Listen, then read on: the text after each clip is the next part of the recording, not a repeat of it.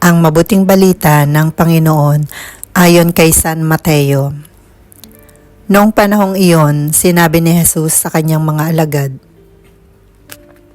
"Hindi lahat ng tumatawag sa akin, Panginoon, Panginoon, ay papasok sa kaharian ng langit, kundi yaon lamang sumusunod sa kalooban ng aking Amang nasa langit.